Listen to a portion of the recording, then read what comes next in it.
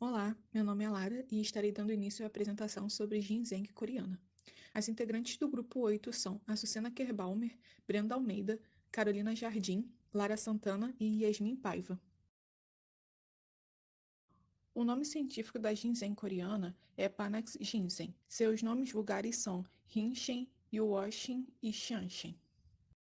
O farmacógeno da droga vegetal é a porção vegetal responsável pela ação farmacológica, e neste caso, o farmacógeno da ginseng é a raiz, pois é nesta região que se encontra a maior concentração de saponinas, principais atuantes na atividade terapêutica da espécie. O principal marcador químico da Panax ginseng é o ginsenosídeo protopanaxatriol-RF, pois ele está presente somente nesta espécie. Porém, é possível encontrar também em altas concentrações o ginsenosídeo protopanaxadiol RB1 e o protopanaxatriol RG1.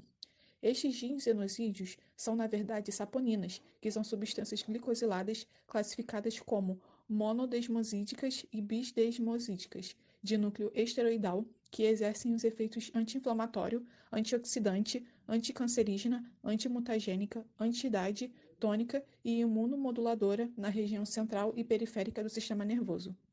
Como características macroscópicas, nós temos uma raiz tuberculosa, que podem chegar a comprimentos de 10 a 25 centímetros e com diâmetros de 1 a 2 centímetros. A gente pode ver nessas imagens aqui umas raízes bem longas. E o corpo pode ser em formato cilíndrico ou fusiforme. A gente tem dois tipos de variedades do ginseng coreano.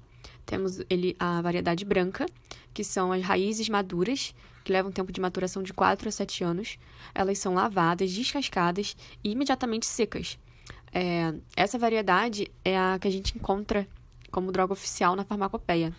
E temos também a variedade vermelha, que ela é obtida da mesma raiz com um tempo de maturação de 4 a 7 anos, assim como a variedade branca. Só que diferente da anterior, ela não é descascada. Então ela é lavada e antes do processo de secagem, ela é submetida a um tratamento de vapor, em torno de 98 a 100 graus, e durante 2 a 3 horas. E esse processo é o que dá essa tonalidade vermelha. Aqui no próximo slide a gente consegue ver bastante o contraste dessas duas tonalidades das variedades disponíveis do ginseng. Quando falamos sobre adulterações, tem-se verificado que na tentativa de responder ao aumento do consumo e de reduzir os custos associados aos produtos contendo o extrato da raiz da Panax ginseng disponibilizados no mercado, são misturados extratos de outras partes da planta e de outras espécies de ginseng. A raiz seca e pulverizada da Panax ginseng apresenta uma aparência muito semelhante às da Panax quinquefolios e à da Panax notus ginseng, o que dificulta a diferenciação morfológica dessas espécies. Paralelamente, os respectivos valores de mercado podem ser muito variáveis, o que propicia a adulteração dos extratos fitoterápicos com outras espécies do gênero Panax. Uma vez que as saponinas diferentes podem manifestar atividades farmacológicas distintas ou até mesmo antagônicas, é de extrema importância conhecer o conteúdo real dos extratos utilizados, o que vai implicar, numa primeira fase, determinar a espécie a partir da qual se pretende obter um determinado fitoterápico. Apenas dessa forma que se consegue garantir o efeito terapêutico pretendido e a segurança do fármaco administrado, prevenindo os efeitos adversos ou indesejáveis resultantes das adulterações do extrato. A Páfia paniculata, que é mais conhecida como a ginseng brasileira, também é muito utilizada para adulterar a ginseng, porque ela apresenta um valor inferior e quando elas são comercializadas, elas são trituradas e isso dificulta a diferença entre as espécies, porque nessa condição elas apresentam a mesma tonalidade.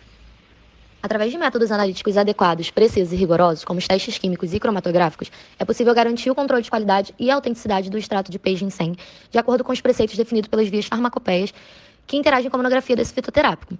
Nessa tabela, resumem-se os ensaios analíticos para a caracterização da planta e os limites obtidos de algumas farmacopeias, nomeadamente a japonesa, a britânica, a norte-americana, a espanhola e a portuguesa. Temos, por exemplo, os ensaios dos elementos estranhos, ou seja, da matéria orgânica, com valor de referência 2% validado para a farmacopeia japonesa, pela norte-americana e pela portuguesa. Alguns ensaios, como os de cinzas insolúveis em ácido clorídrico, já possuem valores de referência diferentes de acordo com as farmacopeias. Para a norte-americana, a espanhola e a portuguesa é o valor de 1% e para a britânica é de 2%. Dentre esses ensaios, destaca-se o de HPLC-UV, que utiliza-se um teor mínimo de RG1 2% e RB1 1%, como parâmetro para a farmacopeia norte-americana, e de RG1 mais RB1 igual a 0,4% para a farmacopeia portuguesa. Uma forma de contornar essas limitações dos marcadores analíticos consiste nas proporções relativas entre determinados ginsenosídeos, mais concretamente RG1 por RE, RG1 por RB1 e RB2 por RB1. Como podemos ver nesse quadro, para o RB1 temos um limite maior que 0,4% para a farmacopeia europeia e maior que 1% para a norte-americana.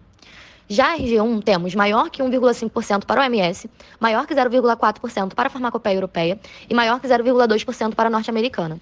Se a gente for considerar RG1 mais RB1, temos o valor de maior que 0,4% para a farmacopeia europeia. E considerando todos os ginsenosídeos juntos, nós temos um valor de 3% do teor total para a farmacopeia norte-americana. A farmacopeia brasileira, utilizando como referência o EMA, que é a Agência Regulatória Europeia, fornece algumas formas de apresentação para a administração dos componentes presentes na planta. Temos fórmulas de cápsulas compostas por extrato seco da raiz e recipientes, com diferentes dosagens, que foram extraídas cada uma utilizando uma concentração de álcool etílico. As fórmulas 1, 2 e 3 são extraídas do ginseng branco e a fórmula 4 do ginseng vermelho. Podemos observar que na fórmula 2 temos a utilização de álcool etílico a 40%, que contém 4% de ginsenosídeos, que será uma soma de RB1, RB2, RC, RD, RE, RF, RG1 e RG2. Contudo, é importante salientar sobre as doses indicadas na farmacopeia, que devem ser seguidas para que não haja nenhum efeito tóxico por sobredosagem ou grandes efeitos adversos.